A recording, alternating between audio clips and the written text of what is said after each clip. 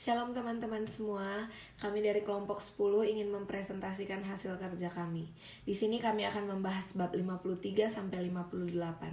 Sebelum itu, kami akan memperkenalkan anggota kelompok kami. Yang pertama ada Nadia Medelu, yang kedua ada Yedisa Sipayung, yang ketiga ada Julianti Benu, yang keempat ada Citra Ginting, yang kelima ada Gabriela Lian, yang keenam ada Marco Sianturi, yang ketujuh ada Adrian Sirait, yang kedelapan ada Juan Carlos, yang kesembilan ada Daina Panggabean, yang kesepuluh ada Lukas Leiwa Kabesi, dan yang terakhir saya sendiri Tabita Nimia Hanani. Perkembangan gereja di setiap tahunnya tentu pasti menghadapi tantangan dan perubahan sesuai dengan konteks keadaan gereja. Herform dan Gereform merupakan gereja yang mengalami masa perubahan oleh tantangan perselisihan dengan sinode tentang doktrin baptisan dan interpretasi tatanan gereja. Hal ini ternyata juga tercermin melalui aliran gereja lainnya seperti gereja di Indonesia pada abad ke-19 yang dilakukan para pekabar Injil di sejumlah kepulauan di Indonesia. Melalui masing-masing pengkabar Injil mempunyai tantangan melalui zending yang berbeda-beda, diantaranya adalah VOC dan NZG. Pertikaian gereja di Belanda, konflik lama antara Calvinis dan Liberatin di Belanda berlanjut pada abad ke-19. Perbedaan dari abad-abad sebelumnya, pada abad ini liberal bukan lagi kelompok terkecil. Pada abad ini juga terjadi pergumulan mengenai kehidupan gereja. Masyarakat dan negara di Belanda harus disusun berdasarkan cita-cita liberal dan teokratis. Tatanan gereja presbyterian lama didasarkan pada jabatan imam dan penatua serta pendeta yang dipilih oleh jemaat. Peraturan hanya menyatakan kalau pengurus gereja wajib berpegang pada doktrin gereja tetapi tidak dipaksa untuk tunduk menaati Alkitab dalam segala hal. Tapi banyak penganut liberal yang mengambil keputusan sendiri bahwa mereka memegang doktrin hanya berdasarkan pemahaman mereka sendiri. Dalam hal ini, sinode hanya berperan dalam menangani urusan luar gereja, bukan tentang masalah iman. Sinode menolaknya dengan petisi yang ditandatangani oleh 8.000 orang. Mereka menganggap bahwa doktrin gereja harus dipertahankan. Pada 14 Desember tahun 1885, Dewan Gereja didesak oleh Cooper dan Rutgers untuk mengubah beberapa pasal yang mengatur tentang pengurusan harta gereja. Mereka mau kalau harta seluruh jemaat Amsterdam berada di kelompok Cooper. Tapi niatnya itu gagal, sehingga jemaat Amsterdam mundur dari gereja Hervormd. Pada tanggal 1 Desember 1886, Dewan Gereja akhirnya mengucilkan orang-orang yang dikucilkan karena sinode menegaskan bahwa mereka telah berpisah dari gereja. Pada tahun 1944, gereja perselisihan dengan sinode tentang doktrin baptisan dan interpretasi tatanan gereja. Sebagian besar gereja memisahkan diri dan untuk gereja Gereformed yang dibebaskan berdasarkan pasal 31 Ordo Dordrecht. Dalam hal ini dia menentang reformasi revolusioner Guiper. Gereja harus secara bertahap mengerjakan reorganisasi tatanan gerejawinya, sehingga dengan cara ini seluruh gereja akhirnya dibebaskan dengan mengakui ketuhanan Kristus. Gereja yang baru kehidupan kembali tidak sesuai dengan organisasi tahun 1816 dengan perwakilan dari setiap kelas, sehingga mereka benar-benar perwakilan dari seluruh gereja dan bukan hanya dewan. Gereja di Indonesia sejak tahun 1800 pada abad ke-28, sending yang timur berpindah ke Belanda yang dipengaruhi London Missionary Society atas anjuran Dr. Jo Theodorus van der Kamp yang berlayar ke Afrika Selatan untuk mengabarkan Injil ke Negro, dan pada tahun 1797 didirikanlah Netherlands Zending Genootschap di Rotterdam. Kepulauan Indonesia dikembalikan menjadi jajahan Belanda, mulai mengusahakan jemaat Kristen Maluku Timor dan tempat lain di Indonesia Timur. Pada tahun 1847 dilakukan usaha perkabaran Injil dengan cara membentuk perhimpunan penginjilan tukang OLDS O.G. Heldring yang bertujuan untuk melayani dan memberi teladan.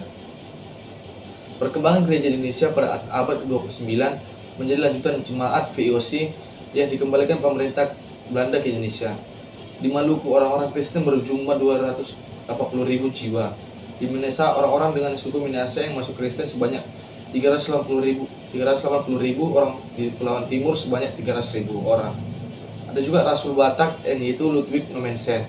Karena kehidupan yang baik membuat gereja semakin meluas di tanah Batak yang jemaatnya sebanyak 750.000 jiwa.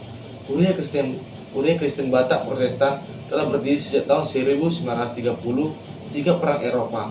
Semua pendeta Jerman ditawan pada tahun 1940, sehingga Gereja Batak mengurus sendiri dalam perkaranya. Di Pulau Nias juga terdapat 18.000 jiwa orang Kristen pada tahun 1915. Perkembangan gereja di Indonesia berkembang secara batiniah dan lahiriah, sehingga Dewan Gereja Indonesia atau disebut DGI dan pada tahun 1944 diganti menjadi PGI atau yang disebut dengan Persekutuan Gereja Indonesia. Gereja Katolik Roma pada abad ke-29, perjuangan politik pada abad ke-29 menjadi zaman perjuangan lahiriah dan batiniah. Pius ke-7 pada tahun 1914 mendirikan dan memusnahkan kembali Orde Yesuit. Orde ini mencapai keluasan dan pengaruh besar sama seperti semula. Pada saat itu Gereja Katolik Roma mendapat banyak bentrokan, seperti di Belanda, bertuburuk dengan Rusia dan Jerman. Akan tetapi bentrokan itu tidak menyurutkan pertahanan gereja. Pada tahun 1854, Paus Pius ke-9 memproklamasikan dalam suatu bulan dogma Maria dikandung tanpa dosa. Ahli-ahli teologi yang menolak hal itu. Paus ke-9 juga ingin kekuasaan Paus diakui, sehingga ia memanggil konsili di Vatikan. Konsili terpaksa meneruskan pekerjaannya sebelum masanya. Banyak uskup-uskup yang menolak keputusan ini sehingga membentuk Gereja Katolik Roma yang bergabung dengan Austria dan Swiss. Kehidupan baru tidak membawa kembali pada Alkitab dan harus percaya akan kuasa Kristus supaya kelak Gereja Katolik Roma bertobat kepada Injil sejati. Selanjutnya kita masuk kepada sekta-sekta atau bidat-bidat. Gereja sudah banyak dipengaruhi oleh sekta-sekta. Bahkan banyak orang yang beranggapan dan berpikir bahwa sekta merupakan suatu hal yang hina. Padahal sekta merupakan persekutuan Kristen kecil yang memisahkan dirinya dari persekutuan gereja besar. Pada saat itu, orang sekta menantikan akan datangnya kembali atau Advent Tuhan Yesus Kristus dan dengan segera membawa William Miller kepada perhitungan yang teliti. Tapi ternyata perhitungan Miller ini salah.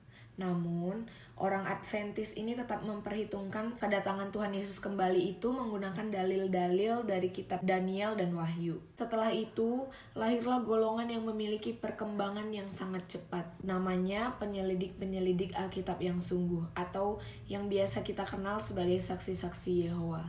Golongan ini didirikan oleh Charles Russell dan kemudian dipimpin oleh Rutherford dan Knorr. Mereka menganggap bahwa negara ini adalah alatnya setan dan gereja merupakan kaki tangannya. Sehingga banyak orang yang menganggap golongan ini adalah golongan yang sesat.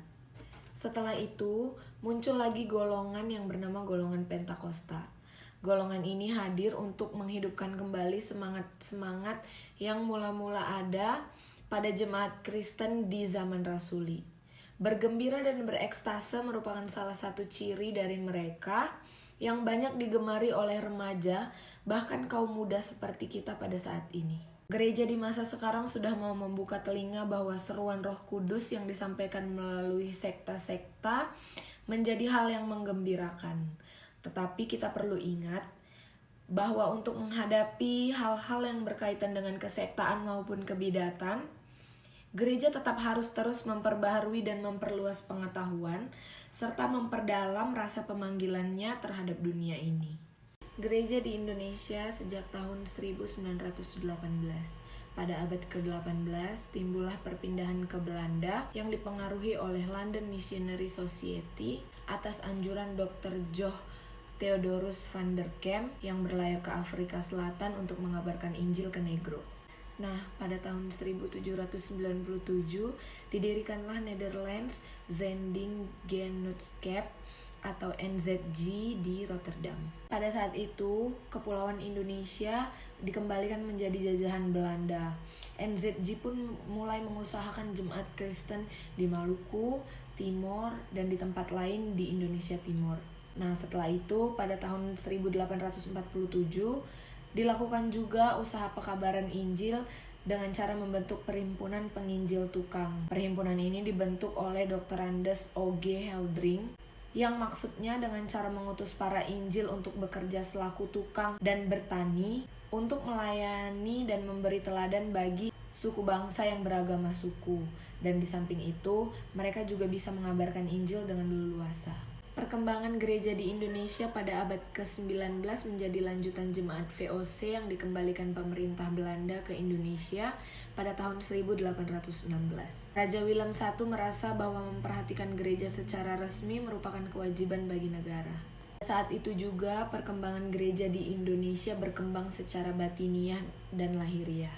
Sehingga Dewan Gereja Indonesia atau yang biasa disebut DGI menyimpulkan bahwa Indonesia adalah suatu daerah pekabaran Injil yang diberkati Tuhan atas penaburan bibit firman Tuhan. Yang terakhir, kita masuk di gereja sedunia zaman ini.